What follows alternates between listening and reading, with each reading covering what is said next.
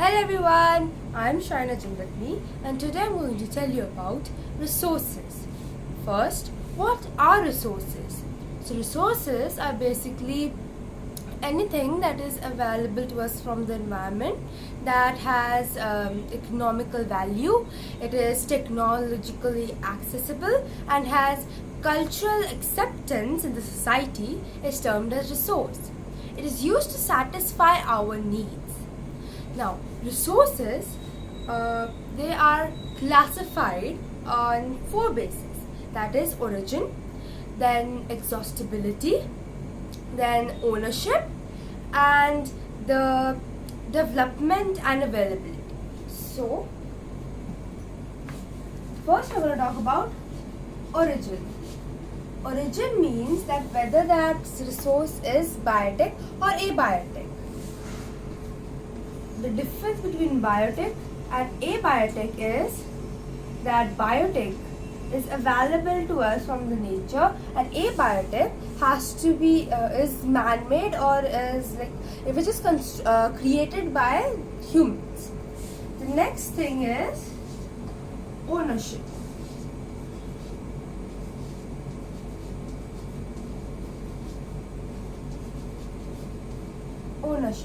Ownership means that whether a resource is owned by an individual or it is owned by a community or whether it's national or internationally available. The next we're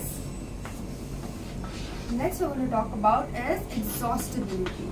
Exhaustibility means how much that resource is available. Basically, it means that whether it is renewable or non-renewable, or you can say exhaustible or inexhaustible. So, exhaustible or inexhaustible, it means that whether a resource, it is when we use it and it is available in limited amount, that we have to judiciously use it, or whether it is available to us and can be rejuvenated within a lifetime of an average human. That is inexhaustible, and exhaustible means whether a resource cannot be rejuvenated or regenerated in a time period of the human life. For example, exhaustible resource can be fossil fuels, because the time taken for a fossil fuel to regenerate is a lot more than the average human life. It can't take 90 to 80 years for fossil fuels to again be available. It takes millions of years for fossil fuels to generate. The next, inexhaustible, for example, solar power or the water resources. The water resource has to be used judiciously. It doesn't mean that if it's inexhaustible, if it cannot end, the availability cannot end, doesn't mean that we can waste water. Water is still a precious resource. So inexhaustible, basically, like I said, solar energy, water, forest, these are the resources that cannot end in a single human's life, because solar energy is available to us in more than a million years. It won't take much time for regenerating. Now, the next thing we have is on the basis of its development, means whether how much of it is available, the available stocks, that means how much it is available for use, the developed stocks, how much of the resources are developed for human use. So that comes under the development and the available stocks. So this was the 4 classification. Now I am going to tell you about the classification of resources. So there is a table for this. Resources are classified into natural and human made. Now, there's a further division for this. So first I'm going to talk about human made resources. So human made resources also has further 2 division. First is quantity and quality. So this means the quality and quantity of how much that resource is available to us. So that comes under the human resource. The next one is infrastructure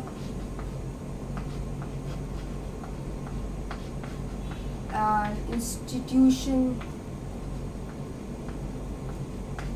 institutions. It means the institutions. So this means all the other basically the things that human make, like build, that comes like infrastructure, for example building, or the stuff that we use, for example table, chair and all that. Then institutions, like the manufacturing hubs, the industries that are created for making the human made resources, that comes under infrastructure and institutions. Now let's move on to the natural resources. Natural resources also has its two division, which is renewable and non-renewable.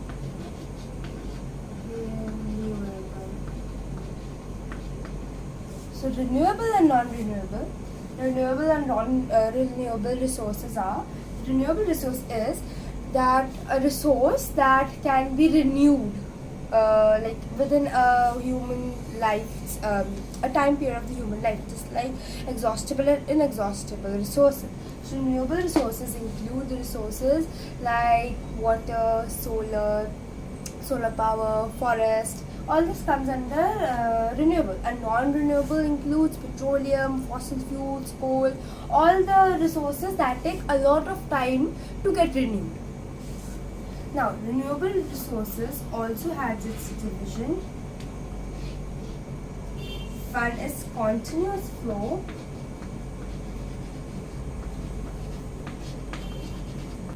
Continuous flow, like wind and water, means basically the resources that are flowing and that are available like all around us, like water is flowing in rivers, lakes, streams, then the wind is flowing.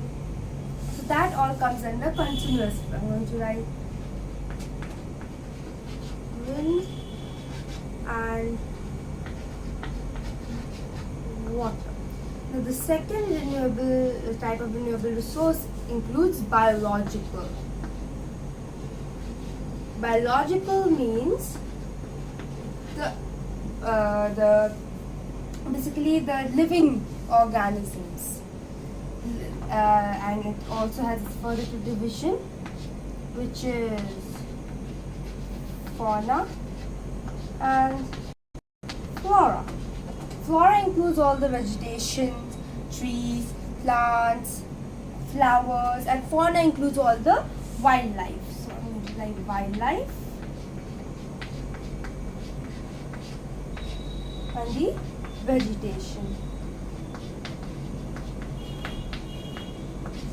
Now, renewable resource also has its two types that I'm going to write. One is recyclable and non-recyclable.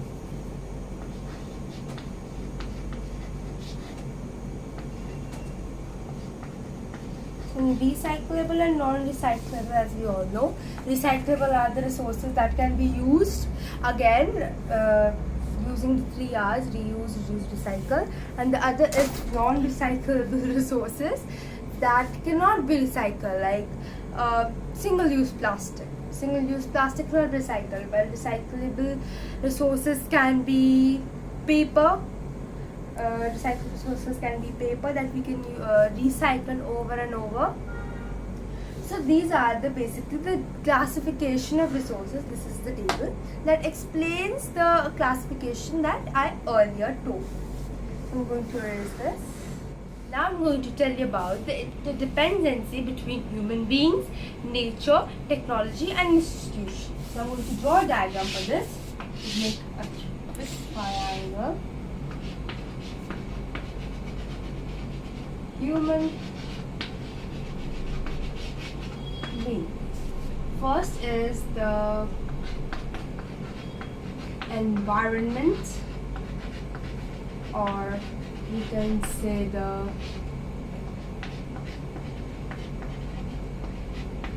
nature. Next we have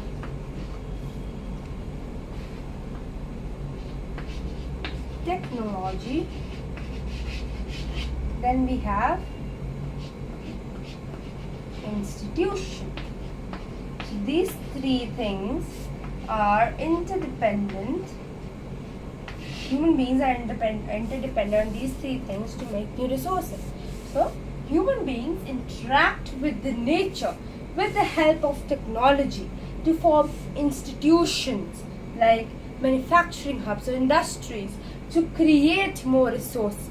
So this is how human beings, they create their man-made resources, and that is how it is available to us to satisfy our needs as well as for economical development, and yes, basically to satisfy our needs, because the needs of human beings is never ending. We want one thing and then we want the other thing, so we have an unlimited wantingness for things in our life.